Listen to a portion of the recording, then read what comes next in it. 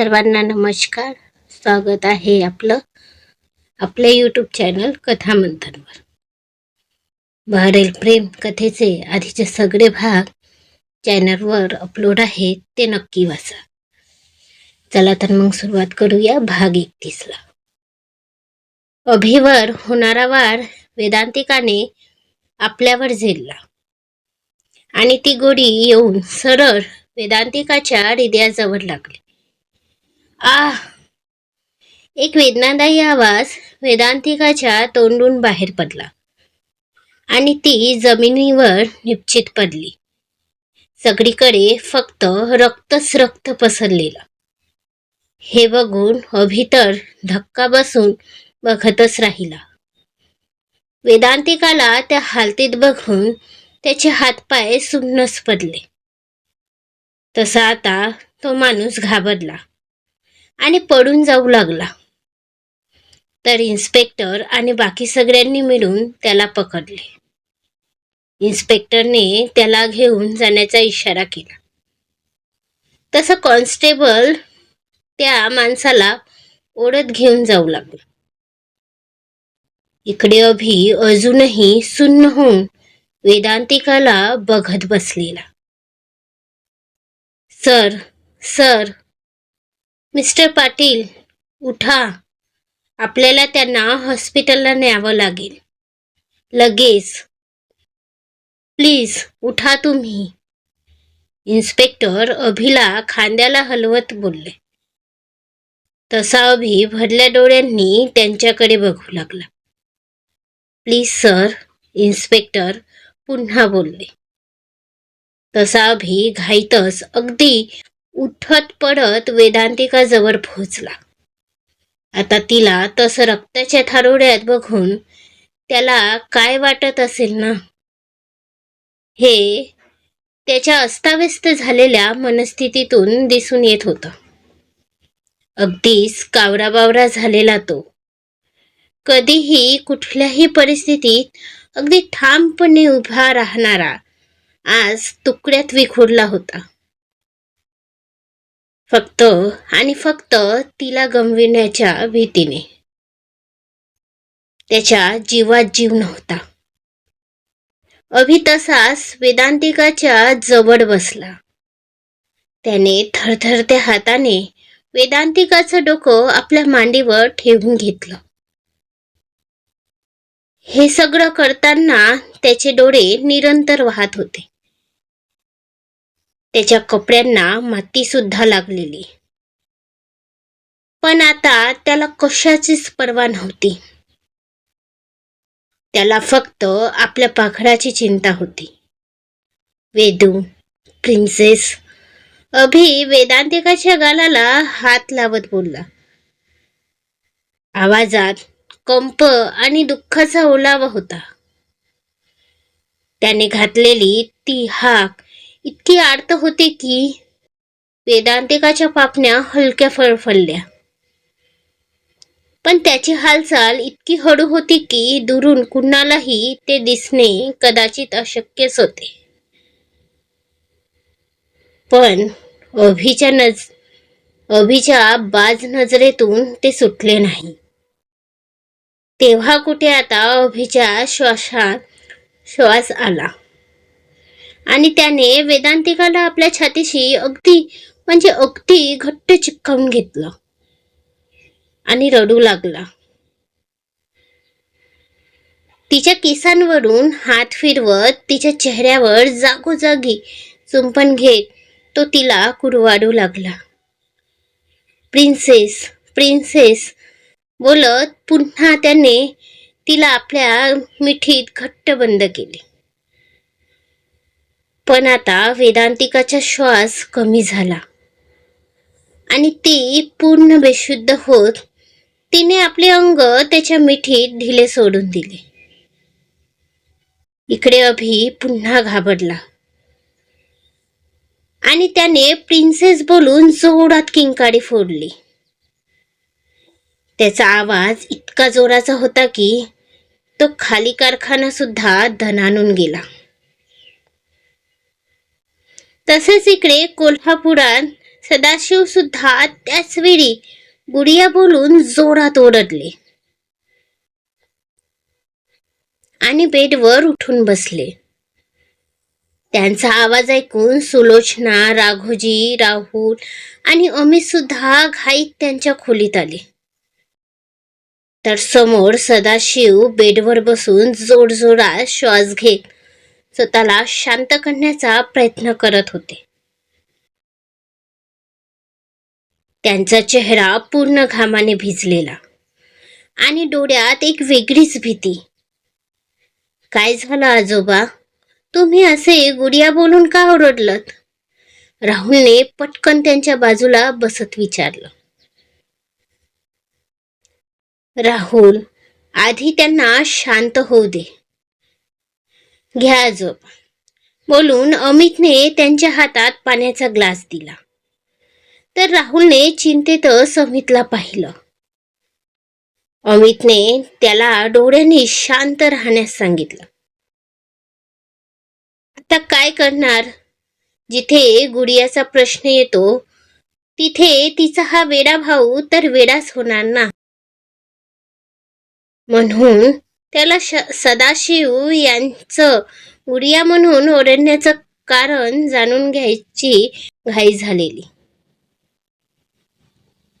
कारण त्याच्या गुडियाच्या नावाने जे ओरडले होते ते सुद्धा इतक्या जोरात. काय झालं बाबा? तुम्ही इतके अस्वस्थ का दिसत आहात? तब्येत बरी नाही का? आपण हॉस्पिटलला जाऊया. अमित झाबाडा गाडी काढ. राघोजी वसंतराव यांच्या चिंतेत बघत बोलले आणि त्यांनी अमितला गाडी काढायला सांगितली. तसा अमित लगबगीत निघाला सुद्धा. थांब अमित, सदाशिव म्हणाले. तसे अमितचे पाय थांबले. मी ठीक आहे राघोजी. मग तुम्ही गुडिया बोलून इतक्या जोरात का ओरडले? राहुलने पुन्हा सदाशिव यांना विचारलं. तसे ते त्याला बघू लागले. आताही त्यांच्या डोळ्यात तीच एक अनामिक भीती दिसत होती. या लेकराला आता आपल्या गुडियाशी बोलल्याशिवाय कदाचित चैन पडणार नव्हतं. हो बाबा, आणि तुम्ही इतके घाबरले का आहात? काही नाही राघो, आम्हाला आता असा भास झाला की आमची गुडिया कुठल्या तरी फार मोठ्या संकटात आहे आणि ती आम्हाला आपल्या सगळ्यांना आवाज देत आहे. माहिती नाही का, पण आता तिला आपली खूप गरज आहे असंच वाटत आहे आम्हाला. आणि म्हणून आम्ही गुडियाच्या भीतीने ओरडलो. सदाशिव बोलले. तसे सगळे त्यांनाच बघत होते.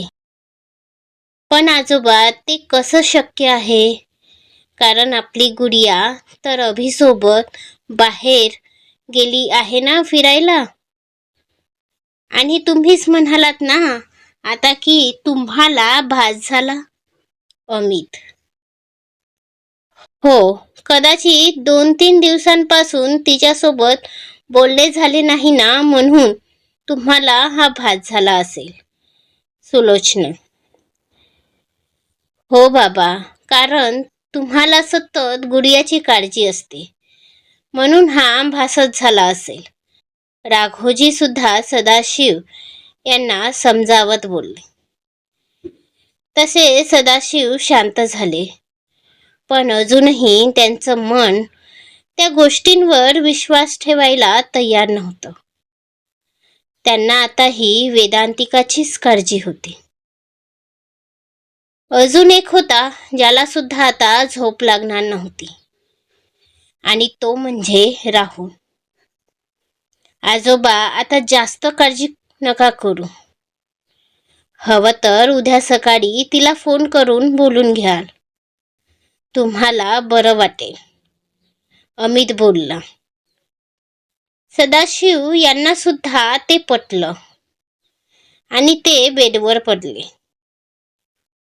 त्यांना व्यवस्थित पांघरून घालून देऊन सगळे त्यांच्या खोलीबाहेर पडले.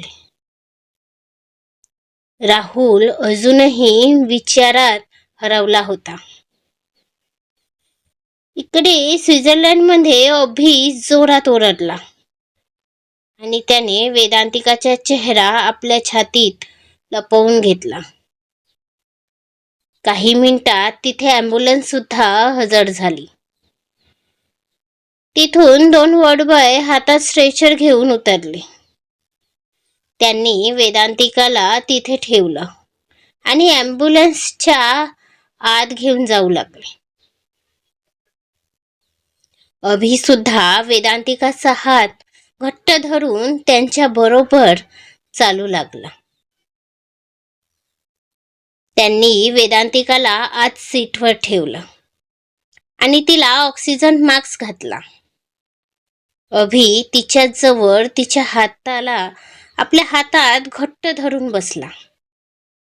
त्याचे डोळे तिच्यावरच खिळले होते आणि अश्रू थांबायचं नाव घेत नव्हते. आज पहिल्यांदा त्याच्या डोळ्यात काहीतरी अमूल्य गमविण्याची भीती झळकत होती. त्याला आता ती सोडून इतर कुठल्याही गोष्टी दिसतच नव्हत्या. आजूबाजूच्या जगाचा जणू त्याला विसरच पडला होता. थोड्याच वेळात ती ॲम्ब्युलन्स तिथल्या सगळ्यात मोठ्या हॉस्पिटलसमोर येऊन थांबली. तसे वॉर्डबॉय पुन्हा वेदांतिकाला स्ट्रेचरवर धरून आत धावले. अभि सुद्धा सोबत होता. ऑपरेशन थिएटरजवळ आल्यावर डॉक्टर तिला आत घेऊन जाऊ लागले. तिचा हात अभिच्या हातातून सुटत होता.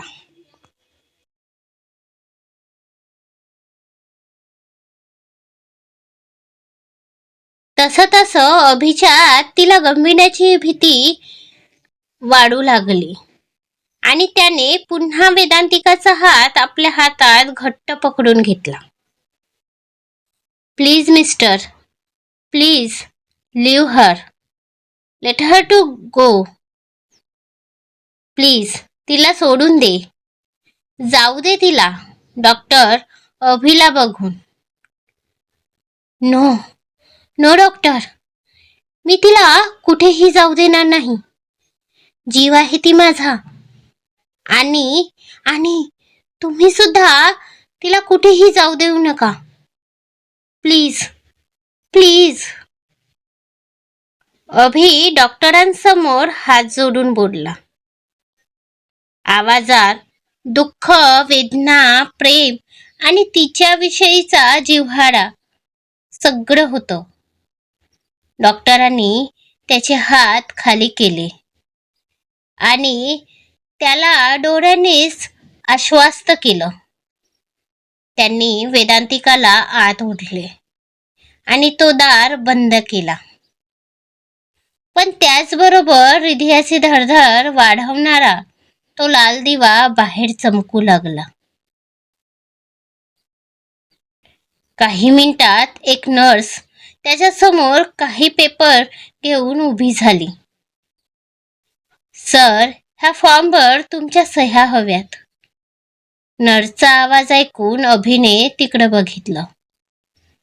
Sir, please sign this form. ती नर्स अदबीने बोलली. ते हॉस्पिटल फॉर्मॅलिटीचे काही पेपर होते. त्यात लिहिलं होतं की जर ऑपरेशनच्या वेळेस पेशंटला काही झालं तर हॉस्पिटल जबाबदार राहणार नाही.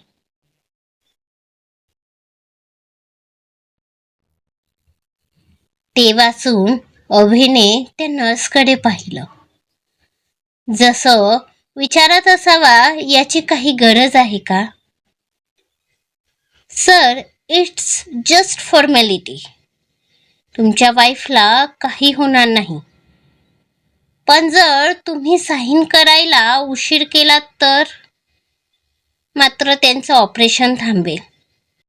आणि मग कॉम्प्लिकेशन वाढू शकतात, नर्स बोलली. तसं अभिने मागचा पुढचा विचार न करता सरळ त्या पेपरवर सही केली.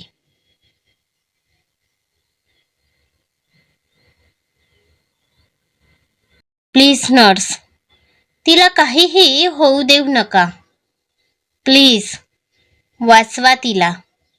अभि ते पेपर्स नर्सच्या हातात देत बोलला. तशी त्या नर्सने डोळ्यांनीच त्याला होकार दिला आणि ती धावतच ऑपरेशन थिएटरच्या आत गेली. अभि तिथेच बाहेर उभा राहून त्या लाल दिव्याला बघत होता.